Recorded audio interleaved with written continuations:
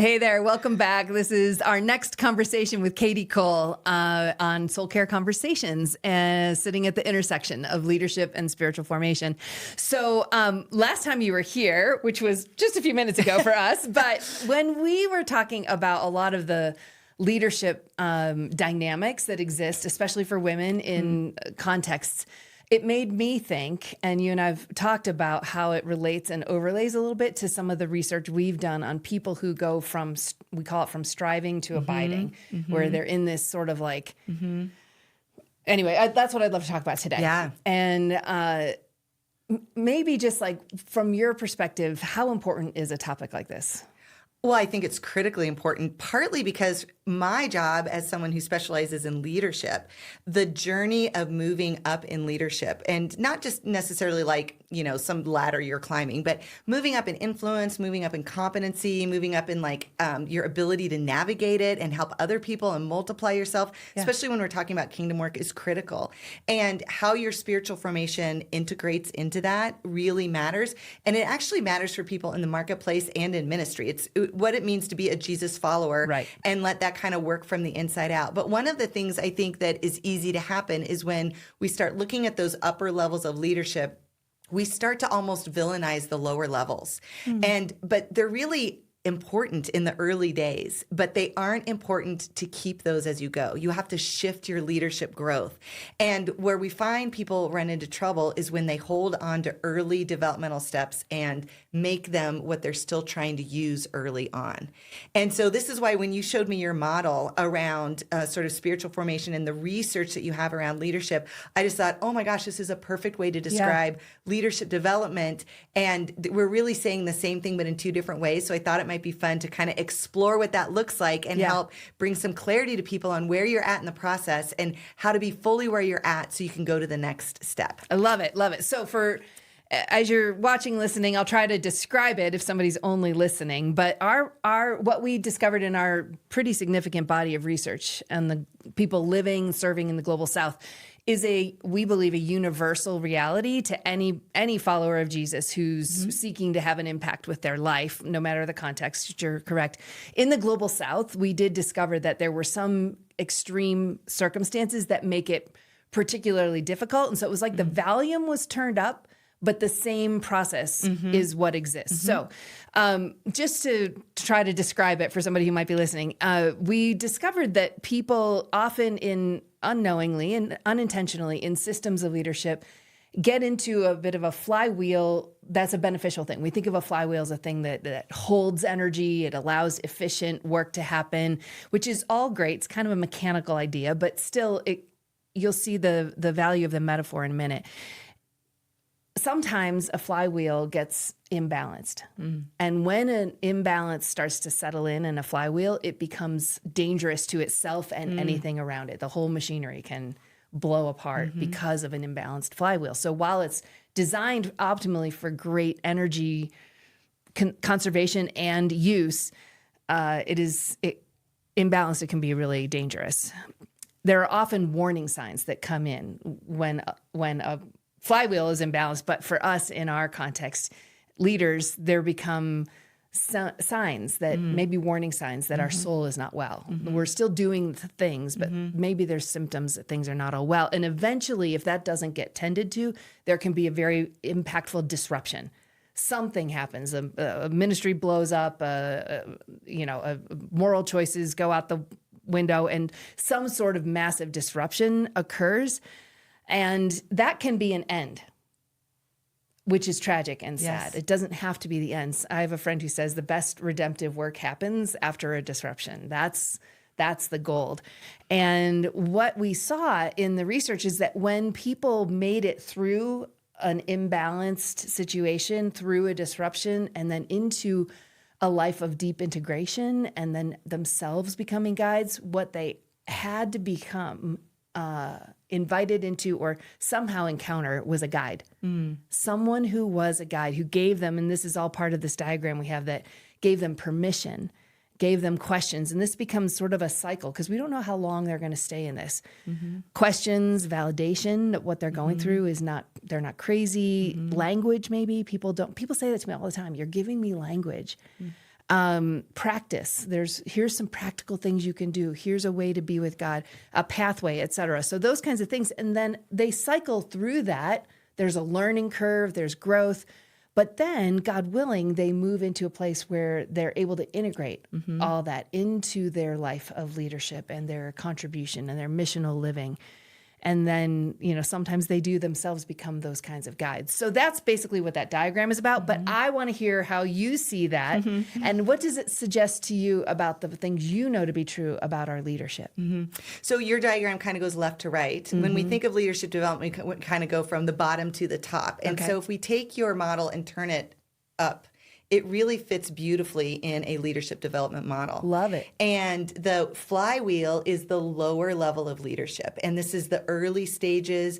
People are highly productive. This is a new leader starting out. And same as in our growth with Christ, what we need in those lower level productive years is programs, high structure, lots of measurements. How am I performing? What's my performance like? Am I hitting numbers? Metrics become really important. All of that really creates great leadership skills, great organizational skills. Women particularly tend to thrive in these early stages. It's the same reason we thrive in academics, because there's a rubric and it's structured. I know what's expected of me. I can crush it. I can perform. I can be productive. But in all leadership for men and women, there's a middle rung, which is kind of where you have this place of disruption, where you move from being highly productive and you're really measured on the doing to relational influence. And that's how you move up higher in leadership. And that turning point in the research around female leaders is called the broken rung, because women tend to flood leadership development pathways early on and succeed, but they don't break through into the next level. And we call it the broken rung because if you think of leadership development like a ladder you're climbing, for men, that ladder has all the rungs and they just easily step up. But for women, there's a broken rung and they can't make the leap into director positions, pastoral positions, definitely C-suite positions or executive team roles. And what we're talking about is this disruption where what you've been doing, what got you here isn't going to get you there. And the difference in leadership development, the way we would say it, is when you go into those relational and influence roles, you have to have a mentor guide you in what that looks like. And so what we see for women, and maybe, almost all of us can relate to this as female leaders, or maybe you know some, they're in a leadership level team meeting, but they come over prepared. They're 15 minutes early, but they don't want to chit chat about the weekend. They have like 7 spreadsheets. They re-explain everything. They're so focused and so driven. They're still stuck in producing. And what no one has taught them is actually we come 15 minutes to grab a cup of coffee and ask about the weekend and chit-chat about the game on Sunday and build relational equity. And then we actually end the meeting. We might go a little over, but we're all going to go out to lunch to someone who's in the productive zone feels very inefficient. But when you know you're leading out of influence and relationship, the lunch afterwards is actually the most important part of the day. But women, and especially in male-dominated environments, and particularly in the church, they're not invited into those relational spaces. The chit-chat is very awkward. It's not normal. And so they often overproduce and never break through to those relational, intentional spaces. I can totally see how you're seeing that comparison. What kind of person shows up as a guide to them in that context? It's almost always a male leader who sees potential and wants to teach her the ropes. And explains it to her, because there's also a lot of pressure on women not to have, I shouldn't ask this guy about his marriage. I shouldn't ask him about his kids. I don't want to have too much of a personal chemistry dynamic because I don't want to be a temptation or I don't want to break a boundary. And so we lose the chemistry of friendship, which is very safe brother-sister friendship level. Women hold back, men hold back, and so there's this big gap. But when a man in leadership and power breaks through that and invites her into the conversation, invites her into the lunch. I remember the first time this happened to me in any sort of significant way. I was a new executive director at my church. I was overseeing campuses, and our church was a big multi-site church, and we were a part of a cohort of other big mega multi-site churches. So it's all the churches everybody would know, Willow Creek and Saddleback and North Point and North Coast, and all the executive pastors come together. I'm the only one in the room. And it was a guy, Bill Willits from North Point. Yep. And it was Joel, gosh, I'm forgetting Joel's name, from Hillsong. Yeah. Right. And both of them during the break. Now, at the break, I do every classic woman thing, because I'm also the youngest one in the room, too, by the way. So it was kind of a double whammy. And I'm like cleaning up everybody's coffee cups and getting the snacks ready. Oh, I'm productive. My mindset is stuck in producing. And so I'm like, I don't really have anything to talk to these guys about. They're all chit-chatting at the break room. I'm cleaning up the tables. And they each came over to me on their own separately and is like, hey, remind me what your role is, or, what's your family like, or where you from? And we built these connections. Like Bill graduated from the high school near where I lived, and his mom was in the same neighborhood that I owned a house. Like, we had these connections. Joel, we had visited the year before to Hillsong, so he remembered what we did and that we went out to dinner. And all of a sudden, I felt like I had two friends at the table, which changed everything for me. And that's the guide in leadership that brings you through those pieces. When women don't have that guide, they create their own disruption, and it usually results in burnout.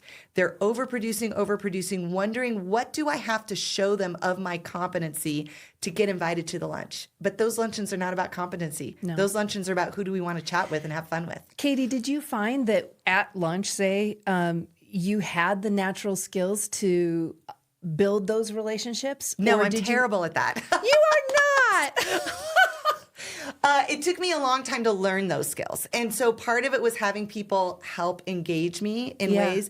And then the more I was around it and the more I realized what people were doing, the less focused on efficiency, the less intense I came. It's actually one of the reasons in our last episode we talked about being at this dinner.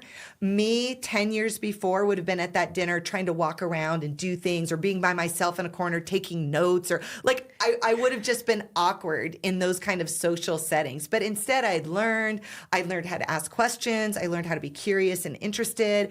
I didn't feel like I had to give a value proposition to someone or offer them something for them to like me back.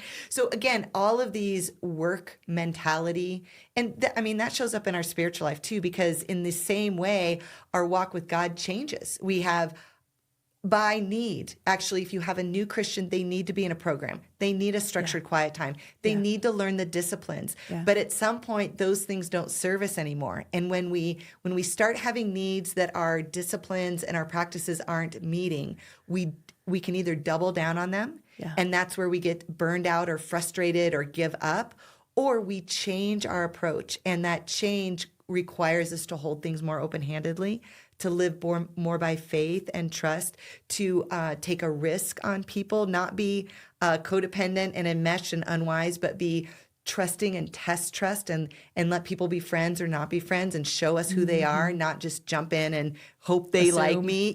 So there's all these higher level relational skills that get practiced in these higher level leadership roles. And women, everybody needs help getting to it. Men tend to have it baked into their staff meeting, their culture. There's all sorts of guys taking them out to lunch and going golfing with them. Women just don't have a lot of those natural spaces. They tend to get mentored by like the pastor's wife or the one woman on staff who probably isn't leading at the highest level. And so there just aren't as many natural ways for them to learn those relational networking skills, but they are learnable, they are teachable, but we have to explain that to them. That's part of why I launched this podcast, is I wanted to articulate those things that most women don't have people explaining to them. Yeah. No, I think you have probably thought about this way more than anyone I've ever met because you've been paying attention. Well, and I had to learn it. None of this was natural for me. And for a lot of leaders, this stuff is natural. None of it was natural. I had to learn it and figure it out and make sense of it and create a plan for myself, and then try to be natural in it. All of those things are just what it's like to be incompetent and how you gain competency. Golly, that's hard to imagine a version of you that would be considered incompetent. But I want to say thank you. Thank you for becoming conscious competent with things that were not initially obvious to you. And then out of the grace of that, being able to extend that to what a gift to others, because now you're that guide who's providing language and permission and all the other things. And it's okay to feel awkward, and it's okay to not know how to do it. Yeah. And it's a skill you can learn. This isn't a natural wiring. You don't need some gift of woo. That's not in the Bible. You just need to show up and care about people as people. And I think sometimes we're so intimidated. Yeah. This was my story with you. Like, we're intimidated by these leaders, especially if you're in influential rooms with people you've admired or learned from, or they've been teaching you through sermons for 10 years. Now you're in a room and you're supposed to just like hang out with them. It's a hard mentality shift to make, but they're just real people. And they are looking for love and care and affirmation, just like we are. Just like we are. My husband used to have this great line that he developed years and years ago, that one of the beauties of being in the body of Christ is that sometimes your heroes get to become your friends. That's beautiful. And that has happened in my life in many occasions. Yeah. It's happened in our relationship. Yes. It's happened in so many others. But you're right, because the first time I remember I sat down with Henry Cloud at a oh my gosh. we're just like talking at a high top table with the two outside of the, and I'm like, oh my gosh, this is going to change my life almost as much as Jesus. What do I do? Yes. And I was working for John Ortberg for a while, and I would like shake in all of my meetings with him. It's totally normal. Sorry, John. That's the part that we don't talk about, is how normal that is, and how, usual, and you can break through it and get better at things. Yeah. I think for women in higher level leadership roles, especially in faith communities, there is an extra dynamic though that we're navigating, which is not being too friendly, not being too confident, not coming on too arrogant, and many women are very paranoid about that because we've been raised to know that that's sort of the kiss of death for female leaders. You're too arrogant and you want more than what we want to give you. And so there is an extra dynamic that men aren't navigating of like, how open and friendly can I be? How warm is appropriate where no one's going to, suspect something. And so it's a real thing. It's actually an important thing to be aware of. But you will find your way in what your things are and how you do that. But you talk about the friendliness gap, or no, it's not that. It's what do you call the friendliness tax or something that women have? Go ahead. Like that.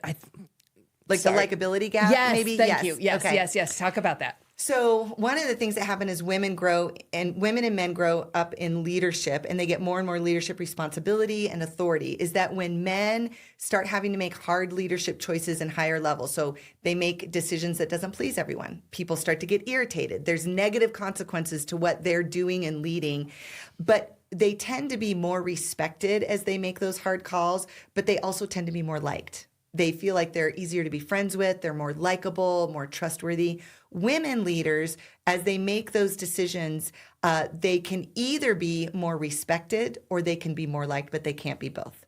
And so if they make more leadership decisions that are respectable, so it's the hard call, it disappoints people, it has negative consequences on families or repercussions, they can be respected, but they aren't liked. Or you can grow up in leadership and be liked, but you're a people pleaser, you want harmony, you're calling everybody before a decision. It limits your respect, but you're liked by everybody. So women have to choose oftentimes in cultures, do I want to be respected or do I want to be liked? That shows up in those rooms. We carry that in with us. Do I want to say it candidly like it is, we screwed up or you screwed up or this isn't right? Or this is why women tend to soften what they say. I'm really sorry to bring this up, and I might be really wrong, but is it possible that maybe, that budget isn't accurate? You're not even in charge of the budget, but just even pointing out something. I don't want to lose my likability, but I also want to be respected. And that's a rock and a hard place for most women. Well, you called me out on that. Yes, we've had a couple of conversations about that.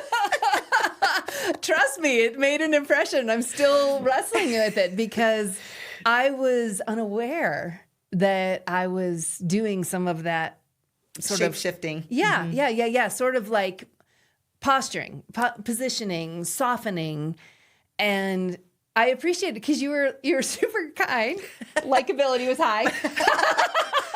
But you were saying that may have served you well in the past, but you need to not do that anymore. Yes.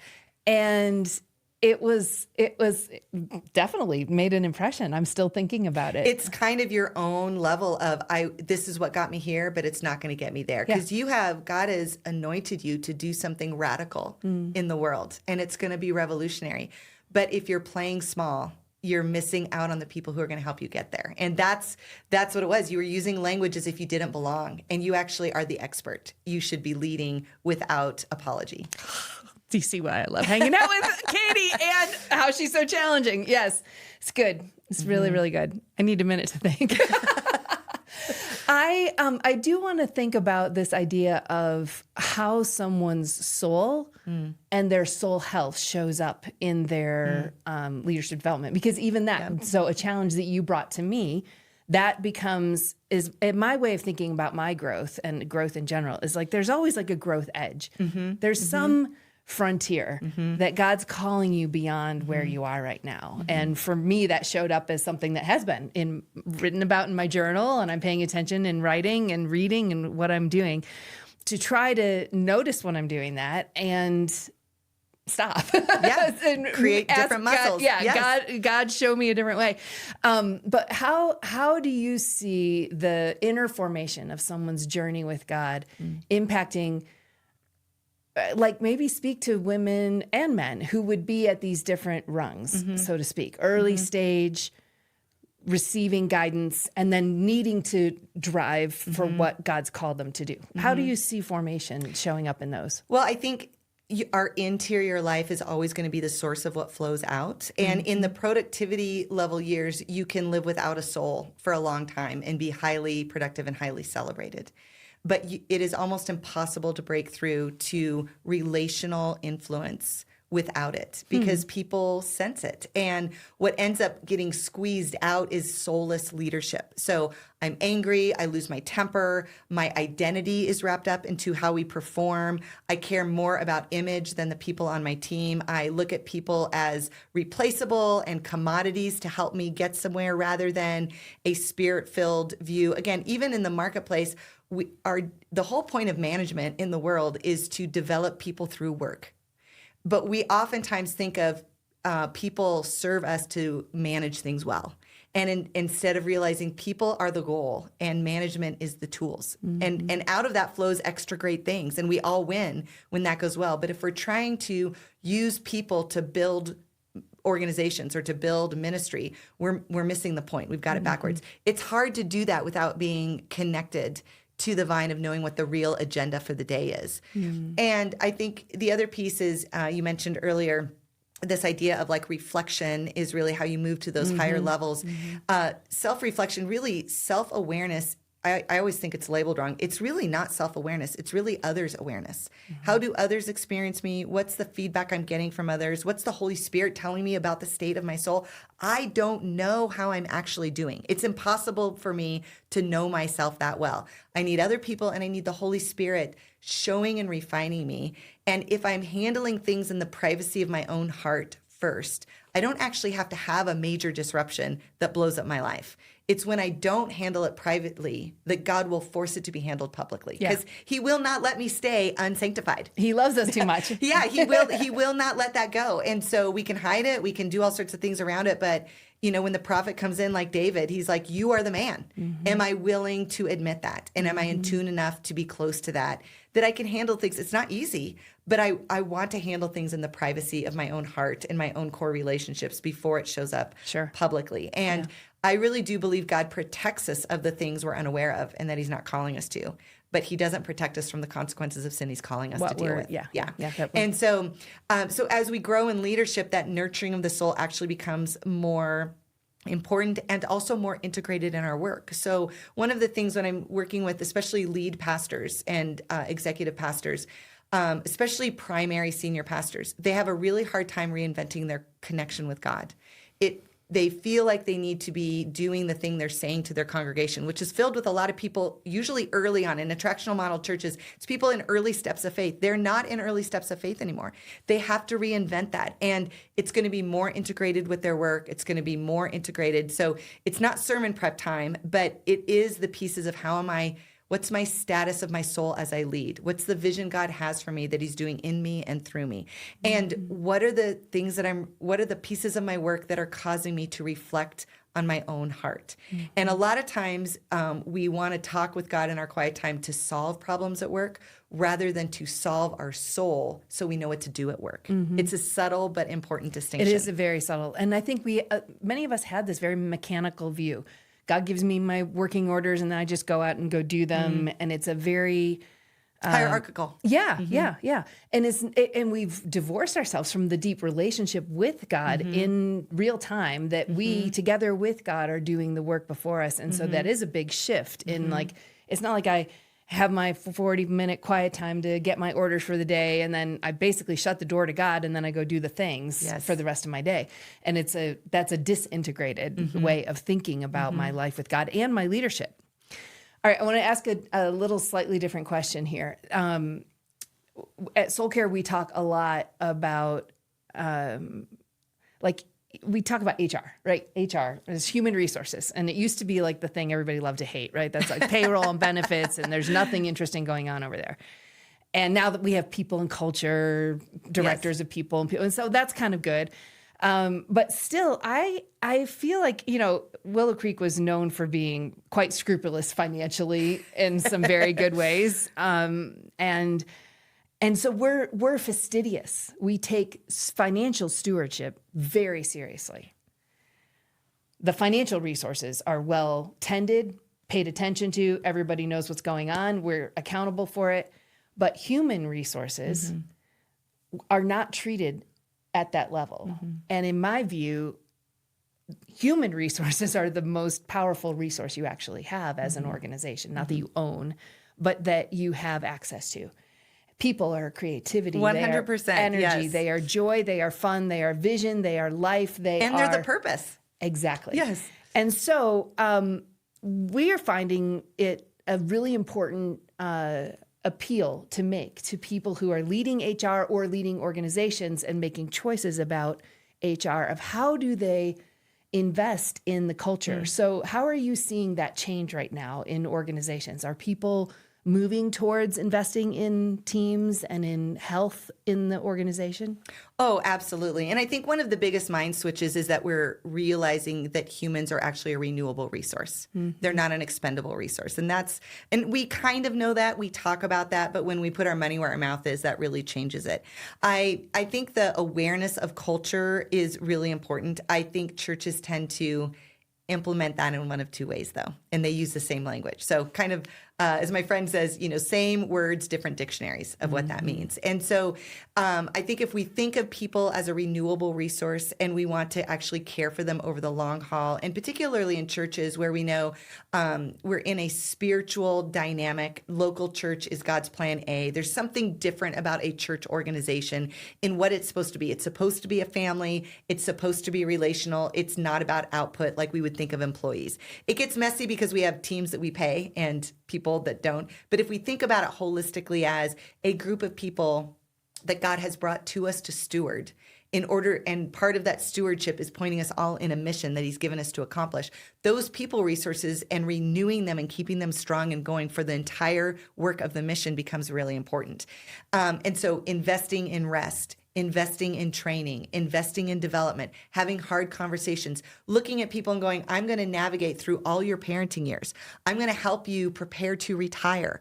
I'm going to we're going to be a family to you as you care for your dying mom. Like there's a whole life engagement in this body and organization that we want to be with you through all of those things versus, well, we'll see how it goes in 2 years. We may not need this role anymore. It's a different mindset. That's kind of the other way of looking at culture is what we really want you to do is behave the way we want our brand to be when you engage with people. That's our culture. So we do a lot of teaching and training around behaviors and outputs and sort of like measurements of what we believe our culture, the fruit of our culture is. That's not really how culture works. Those are really measurable organizational objectives. They're actually really important. I can get behind those. But calling them culture or using family language often leaves people really hurt because we use familial language and biblical language and we say we love people, but we actually are trying to get performance from them. And that's where I see culture and a lot of the church hurt around staff roles coming into play as our different understanding of what that actually could be. Wow. Those are deep thoughts. Yeah. I need to sit with that. The familial, there was somebody who drew a diagram years ago when I was an intern, church planting internship at Willow Creek. And he said, these are three things you're always going to have to contend with, and they're intersecting circles like a Venn diagram. And one is we are a community. There's that family dynamic. Yep. That is who we are. We are the people of God together in a local context, and we love each other or are aspiring toward that. A second circle is we're a cause. There is a mission that God has called us to. There are objectives we have. There is a city we're here to reach. There are services that we're providing to the community. And that has something to say about how we function as a community because we're also a cause. And then he drew this third circle that everyone bristled a little bit with. And he made his case. He said, we're also a corporation. Yeah. We have finances that come and go. We have structure to our, and it's not that one person is more important or better in the value of God, but there is a hierarchy of how decisions get made around here, and some structure to it. And sometimes we're making decisions and asking questions about, well, you don't fire your brother-in-law. You don't do that. Well, that's the community side. But because of the cause, the roles changed and there's some other new position that comes up, or the corporation side, the performance wasn't up to par. And it gets very murky when we use this language or we're not clear. And again, I can make a case for all three of these, and the intersection of them is where you're wanting to try to be clear. Yes. Which hat am I wearing right now? Is this a corporation conversation? Is this a cause conversation, or is this a community conversation? And I've always found that framework to be especially helpful. And one last thing about it that I'd love to hear your thoughts is the corporation side. We don't want to be corporate. We sort of badmouth the corporate voices or whatever. But the root word of corporation is corpus, is body.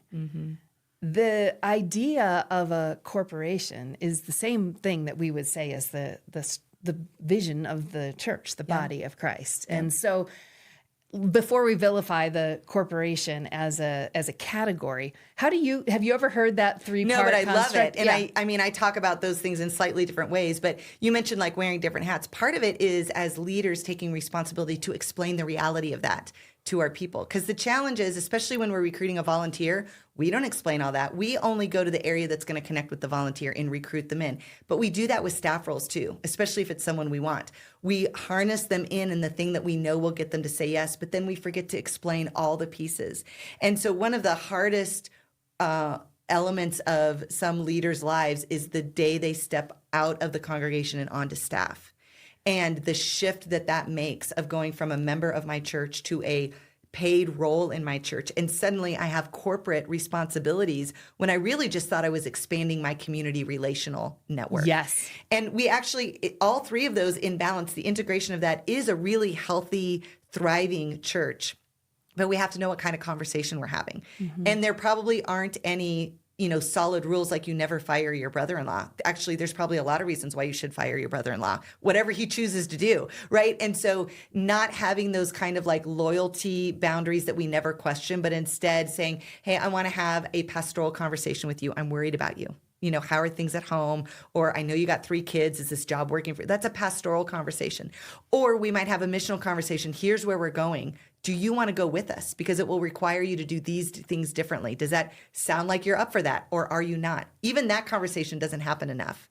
And then the corporate conversation, hey, here's the reality of where we're at. We can afford to do this. This is what needs to happen. These are the rules and how it works. And knowing what hat of conversation you're having and knowing when they intersect. And not everyone knows how to navigate that. The leaders who break through get it, but we don't often articulate it. There's a church I've been working with for a number of years, very large church, and I sort of was riffing on this one day, and they're like, wait a minute, stop, say that again. And it has become something that we return to almost every time I'm out with them. Good. Because it just helps tease apart staff situations in particular that can become very painful and confusing, and it's family and it's marriages and it's a lot of stuff. And and churches are built on relationships. That's how they get built. And nepotism is ingrained in what we're doing because we're relational. But then as you grow, those strains then become very conflicted. Yeah. And it doesn't only show up in the brother-in-law. It's like, I'm sort of saying that as a joke, but it's like, what about when a former, the job has grown beyond the person? That's like a corporation conversation and mission. Hard stuff. Anyway, I was just wondering what you thought about that and how you've seen that. What interventions have you seen organizations be providing toward healthy culture that you think are actually moving the dial? Well, kind of coming back to our early conversations, I think one of the things is getting more individualized in how we use our development dollars. No church has a limitless budget on development. We all wish we had more, but everyone is at a different place in their leadership growth. Like we talked about this, middle ground, and what I need to be highly productive versus what I need to grow into higher level leadership requires different kind of training. But what we tend to do is bring everyone to the same conference, or we bring in a speaker who speaks to everyone. True. So whether you're like the part-time admin support receptionist at one of the campuses or on the executive team, you're getting the same kind of training.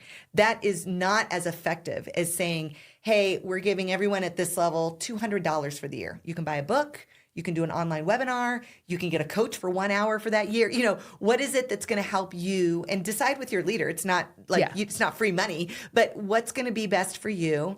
And then as you get higher, we invest more because it's more customized. It's more individualized. It might be in-house, but chances are once you get higher, you need outside perspective to get better. And that is worth the investment. Also the same with time off and replenishment time. A lot of times we look at Sabbath and sabbaticals as things we give lead team members or the senior pastor, but making sure your children's workers are sitting in service with their family. How can you build a team so that everyone goes to church? We put a lot of effort into doing church every week.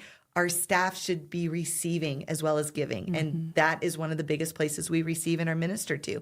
So just thinking critically through, am I making assumptions? Am I trying to get everybody fed with one process? Or am I dicing it out and making sure we're taking care of everybody holistically together? It's not a one size fits all. No, and you need a team of people really thinking about this every day. Right. And it's probably, I have a master's degree in HR. It's not the insurance HR person.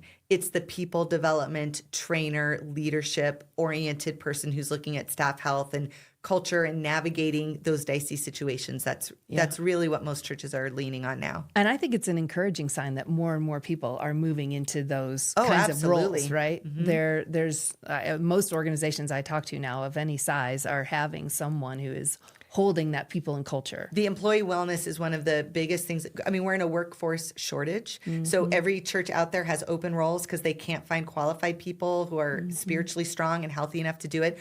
Workplace wellness is the answer to that issue. Just saw some research recently from Harvard about wellness initiatives and that they often don't really move the dial, even though they're well-intended. Here's an app, here's this time off, here's this, here's that. Which we could say, well, maybe if it had a spiritual dimension, be more helpful. But the biggest reason they said it didn't help was because the leaders of the organization weren't modeling it. Weren't living it. Yeah. Oh my gosh. Everything comes from the top down. Yeah. And so I tell a lot of lead pastors, I'm the best thing you can do for your staff is actually take a sabbatical and be gone for 2 or 3 months. Call it a study break. Read a book, don't read a book, I don't care, but your team needs a minute to catch up, even 6 weeks. Just let me get my inbox done, because when you're here, you're ideating, you're creating, you're having big ideas, you have new agendas, and that feels like the role is the leader, but no one can catch up. And so when the boss takes vacation, everybody wins at every level of the organization. What a great thought. But most people don't use all their vacation.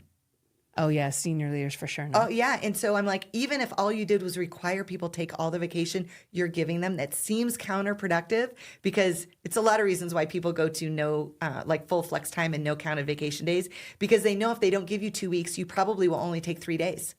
But if they give you 2 weeks and we hold people to it, we do create healthier rhythms. You get more higher morale and more allegiance, kind of loyalty to the organization, and you have healthier people. Yeah. So it's what we do with it. It's how we model it. We believe in it, and we want to inculturate that throughout the organization. Love it. Well, I believe it's a new day for leaders and for organizations. I believe there's a move of the spirit going on, and your work has been a big part of this. I hope our work at Soul Care has been a big part of this. And then there are many other really important voices out there helping this become a new norm. And that's my hope, is that sooner than later, the things that we're talking about today become the new norms of how, especially in ministry contexts. I mean, it's true in every context, but especially among the people of God. Like, let's have a new day. Yes, we want to be the leaders of this, not the followers. Correct. And what are some of your dreams of a culture working right? Like when you think about, I say this to my team all the time. I don't want incremental change in 20 years. I want a felt difference in people's lives in the next 5 years. What are you looking at there? I think you talk about integration a lot. I think about integration from a leadership organizational viewpoint as how we've morphed as a culture and what our culture needs today. So there was a book, Good to Great, that came out about 20 years ago. And one of the big ideas in there was moving from either or thinking to both and thinking. And that was revolutionary for most of us because we tend to fall into binary. Do I take vacation or do I work all the time? Right. And it's like you take vacation and you work. Like it's, it's both and. So, but really we need an integrated model now. Both and is not enough. Like I work in multi-site. And so we think of people still as, are you an on-campus person or an online person?